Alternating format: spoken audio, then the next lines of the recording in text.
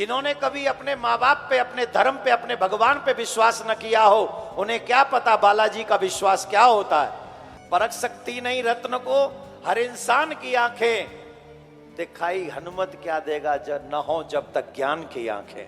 हम और आप सनातनियों को मिलकर एक ऐसा कार्य करना चाहिए जिससे अब हमारे भगवान श्री कृष्ण भी आजाद हो जाएं।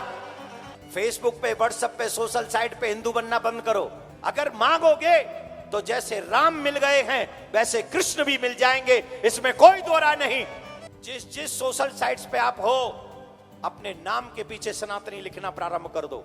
न पद चाहता हूं, न प्रतिष्ठान चाहता हूं, जो सुरक्षित हो आने वाली पीढ़ी, मैं ऐसा हिंदुस्तान चाहता हूं।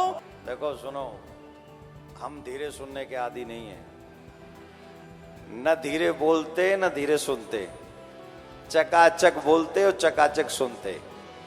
क्या बोलना पड़ेगा? राधे राधे। क्या बोलना पड़ेगा? व्यासपीठ पर विराजमान मेरे प्यारे प्रिय, अभी व्यासपीठ पे विराजमान है, इसलिए पूज्य महाराज श्री महाराज जी ने जिस तरीके से एक धर्म में, युवाओं में जो एक क्रांति लाई है वो अद्भुत है।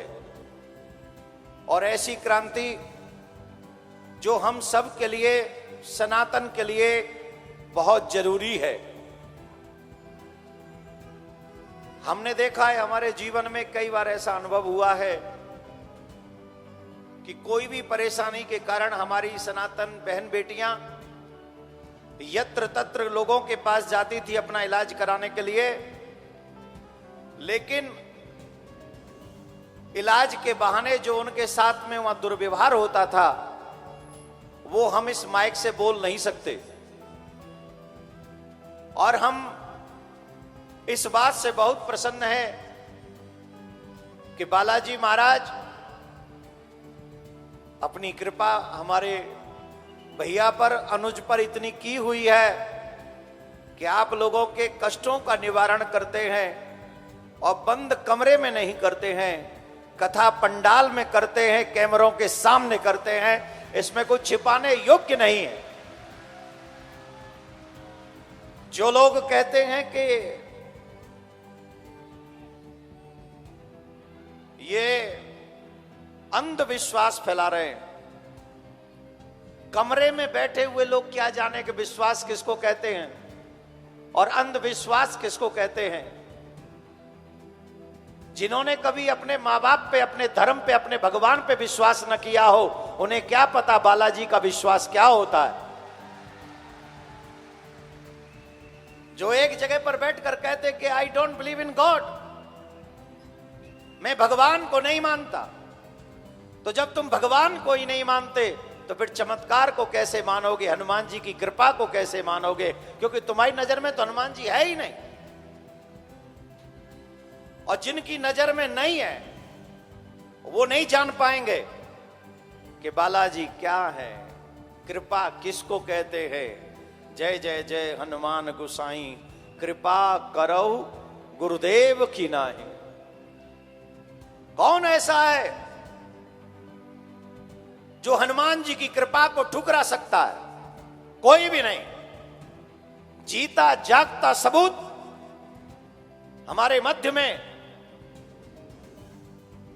व्यासपीठ पर विराजमान हमारे पूज्य भाई श्री है, जो हमारे अनुज हैं, जो बागेश्वर धाम बालाजी महाराज की कृपा के पूर्ण कृपा पात्र हैं, जो आज हमारे मध्य में, देखिए ना, यहां से जहां तक जा रहे नजरें सरीसर नजर आ रहे। अब जिनकी खोपड़ी, किसी के होता है सर और किसी की होती है खोपड़ी। सर तो झुकने के लिए है, पर जिनकी खोपड़ी, खोपड़ी का मतलब है जो खोई पड़ी, वो है खोपड़ी। जिनकी खो गई है और कहीं पड़ी है, वो क्या जानेंगे कि बालाजी महाराज का क्या कृपा है और क्या चमत्कार है। परख सकती नहीं रत्न को हर इंसान की आंखें, परख सकती नहीं रत्न को हर इंसान की आंखें, दिखाई हनुमत क्या देगा जब न हो जब तक ज्ञान की आंखें।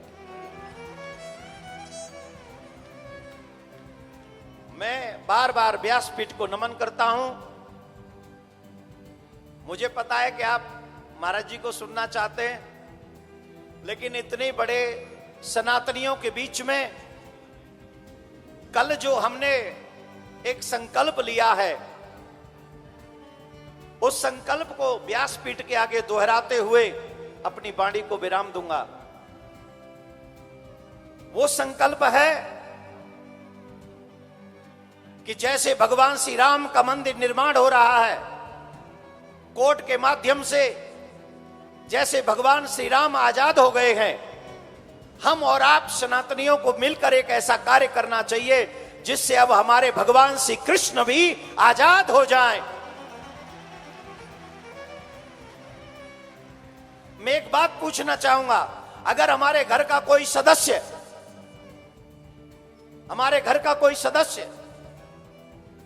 कारागार में कैद हो, क्या हमें रोटी अच्छी लगती है? क्या हमें कोई कपड़े नए पहनने का मन करता है? जवाब देते जाइएगा। सिर्फ कथा सुनने को हिंदू नहीं कहते। फेसबुक पे, व्हाट्सएप पे, सोशल साइट पे हिंदू बनना बंद करो। अगर हिंदू बनना है तो दिल से हिंदू बनो, और जब दिल से हिंदू बनोगे तो कृष्ण जन्मभूमि बनने से कोई नहीं रोक सकेगा। हमारी प्रॉब्लम ही यह है, टीवी पे हम हिंदू बनेंगे, फेसबुक पे हम हिंदू बनेंगे, सोशल साइट्स पे हम हिंदू बनेंगे, और घर में सुबह 12 बजे तक बिस्तर नहीं छोड़ेंगे, माथे पे तिलक नहीं लगाएंगे, गले में कंठी नहीं पहनेंगे, अपने माता पिता के पैर नहीं छुएंगे। इसलिए दिखावे के लिए नहीं, सच्चाई के लिए हिंदू बनना पड़ेगा, सनातनी बनना पड़ेगा, और अपनी आवाज जैसे और लोग उठाते संविधान के अनुसार, वैसे हमें भी अपनी आवाज उठानी पड़ेगी। जितने भी लोग यहां बैठे, एक बात समझ लीजिए, बिना रोए तो मां भी दूध नहीं पिलाती। याद रखना, अगर तुम मांगोगे नहीं तो तुम्हें कृष्ण नहीं मिलेंगे, कृष्ण भूमि नहीं मिलेगी, काशी नहीं मिलेगी। अगर मांगोगे तो जैसे राम मिल गए हैं वैसे कृष्ण भी मिल जाएंगे, इसमें कोई दो राय नहीं। इन 26 साल के कथाक्रम में भगवान ने मुझे बहुत दिया है। भारतवर्ष ने, भारत के बाहर सनातनियों ने मुझे बहुत दिया है। इतना लाड़ प्यार, इतना दुलार, इतना अपनापन दिया है। मुझे लगता है कि मेरे बाद अगर इतना किसी को मिला है तो मेरे भाई को मिला है। और मैं चाहता हूं कि भगवान जितना मुझे मिला है, आप लोगों का प्यार, स्नेह, उसके हजारों गुना मेरे भाई को और मिलता चला जाए। लेकिन आज मैं आपसे एक बात करने आया हूं। कल हमने ये संकल्प लिया है, एक राष्ट्रव्यापी आंदोलन करेंगे, और एक ऐसा आंदोलन करेंगे कि 100 करोड़ हिंदुओं को यह पता चले कि हमारे कृष्ण अभी बंदी गृह में है। आप जानते हैं, जहां पे गर्भगृह है, जहां भगवान का जन्म हुआ है, वहां कोई व्यक्ति दर्शन करने नहीं जा सकता। आपको मालूम है ये बात? उसके ऊपर गुम्मद बना हुआ है, वहां कोई दर्शन करने नहीं जा सकता। वहां मिलिट्री के हजारों लोग उस जगह की रक्षा करते, सुरक्षा करते। अगर आज मैं कह दूं ना यहां से कि कल मैं गर्भगृह के दर्शन करने जाऊंगा और वहां पूजा करूंगा, मैं दिल्ली एयरपोर्ट से निकलूंगा नहीं, उससे पहले चारों तरफ मेरे पुलिस होगी। तो बताओ, जब मेरे भगवान की हालत हो तो तुम नए कपड़े कैसे पहन सकते हो? तुम भोजन कैसे चैन से कर सकते हो? जब मेरा भगवान अरेस्टिंग हो, मेरा कृष्ण सैनिकों के देख रेख में हो, और हम लोग आराम से बैठकर रोटी खाएं। मैं तो कहता हूं, खाओ, ताकत बढ़ाओ, और आंदोलन में इतने शामिल हो जाओ कि हमारी बात को भारत सरकार भी सुने, हमारी बात को सुप्रीम कोर्ट भी सुने, और हमारी बात को वो लोग भी सुने जो हमारी जगह पर अपना अधिकार जमाते हैं।